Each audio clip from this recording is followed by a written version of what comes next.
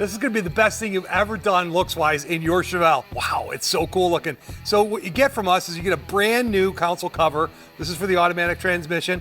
It's got the new cup holders in it. It's got a 3D integrated press fit part that holds it all together real nice. But one other trick is we actually put a varistor at the back of it so we can adjust the voltage down to about 8.25 volts. The reason that matters is I don't want to glare in your eyes.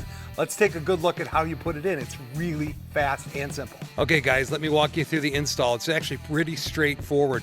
6 screws around the perimeter. Then you'll go ahead and move that center prindle out, which is where the parking indicator's at. The cover comes off. You slide your new one you get from us into it, and all you gotta do is wire into your lights that go into that as well. Put the screws back in, pow, you turn on your headlights, and that bad boy is lit and beautiful. What an upgrade, huh? StudioHotRods.com, check it out.